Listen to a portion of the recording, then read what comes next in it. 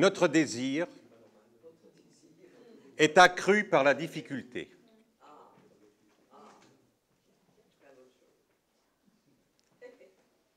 Il n'y a aucun argument qui n'ait son contraire, dit la plus sage école philosophique.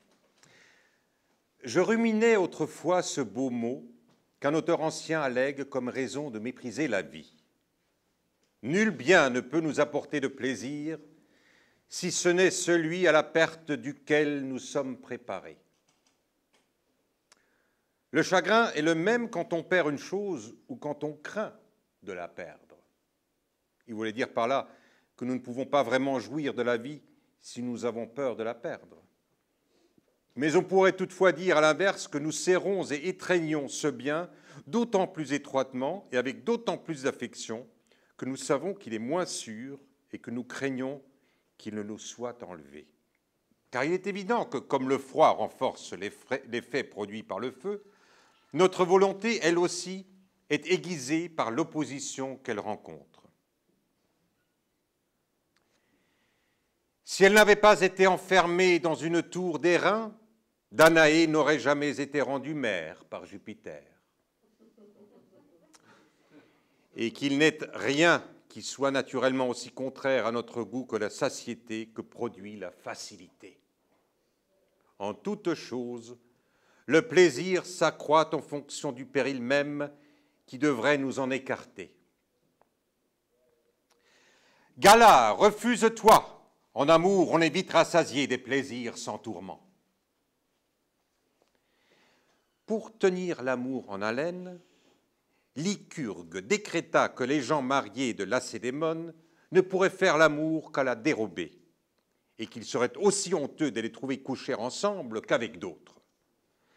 La difficulté des rendez-vous, la crainte des surprises, la honte du lendemain, et la langueur et le silence et les soupirs venus du fond de la poitrine, c'est ce qui donne son piquant à la sauce. Combien de jeux très lascifs et plaisants naissent de la façon honnête et pudique de parler des choses de l'amour.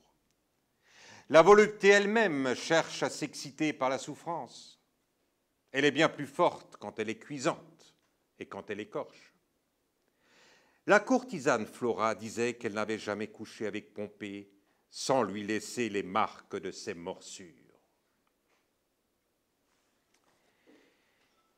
Ils embrassent étroitement l'objet de leur désir, le font souffrir et plantent leurs dents dans les lèvres délicates. De secrets aiguillons les poussent à blesser ce qui fait en eux lever ces germes de fureur. Il en va ainsi dans tout. La difficulté donne du prix aux choses. Les habitants de la région d'Ancône font plus volontiers leurs vœux à Saint-Jacques de Compostelle et ceux de Galice à Notre-Dame de Lorette. À Liège, on fait grand cas des bains de Luc et en Toscane de ceux de Spa. On ne voit guère de Romains à l'école d'escrime de Rome, qui est pleine de Français. Le grand Caton, tout comme nous autres, éprouva du dégoût pour sa femme tant qu'elle fut la sienne, et la désira quand elle fut la nôtre.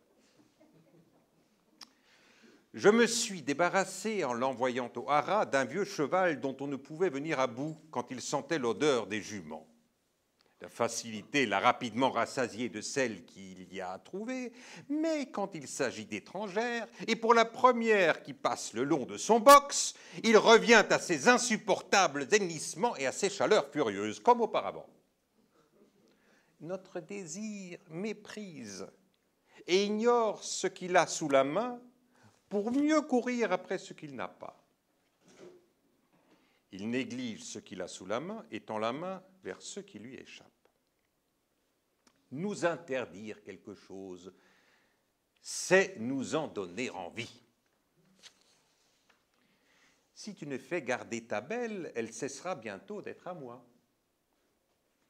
Et nous l'abandonner tout à fait, c'est nous amener à la mépriser.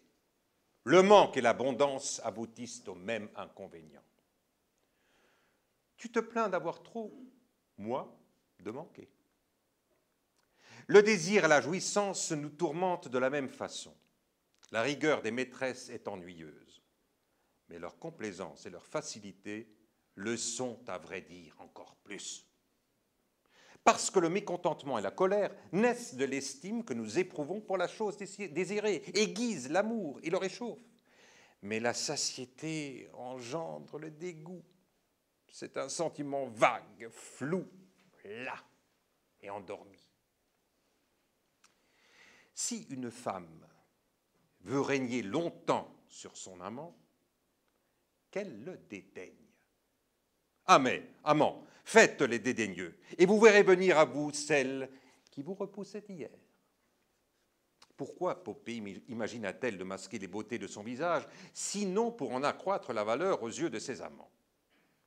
Pourquoi a-t-on voilé jusque sous les talons ces beautés que chacun désire montrer, que chacun désire voir? Pourquoi recouvre-t-elle de tant d'obstacles les uns par-dessus les autres, ces endroits où réside principalement notre désir et le leur? Et à quoi servent ces gros bastions dont les femmes de chez nous viennent de protéger leurs flancs, sinon à leurrer nos appétits et nous attirer à elles en nous éloignant? Elle fuit vers les saules, mais veut être vue auparavant. Elle fait parfois de sa robe un rempart contre mes entreprises. À quoi sert l'art de cette pudeur virginale, cette froideur réservée, cette mine sévère, cette ignorance ostensible des choses qu'elles connaissent mieux que nous, qui les en instruisons, sinon pour accroître notre désir de vaincre, de dominer et de faire plier devant nos appétits toute cette cérémonie et tous ces obstacles?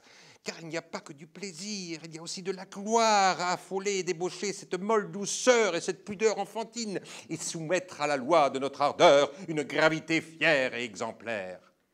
Il est glorieux, dit-on, en effet, de triompher de la réserve, de la chasteté, de la modération. Et si l'on déconseille aux dames ces qualités-là, on les trahit et se trahit soi-même. Il faut croire que le cœur en frémit d'effroi, que le son de nos mots blesse la pureté de leurs oreilles, qu'elles ne ressentent de la haine envers nous et qu'elles ne cèdent à notre insistance que par la force. La beauté, si puissante soit-elle, ne peut se faire apprécier sans en passer par là. Voyez ce qui se passe en Italie, où il y a encore plus de beauté à vendre et de la plus élégante. Il faut qu'elle cherche pourtant d'autres moyens étrangers et d'autres procédés pour se rendre agréable. Et en vérité, quoi qu'elle fasse quand elle est vénale et publique, elle demeure faible et languissante. C'est que même dans les choses vertueuses, entre deux effets semblables, nous tenons néanmoins pour le plus beau et le plus noble celui pour lequel nous rencontrons le plus d'obstacles et de dangers.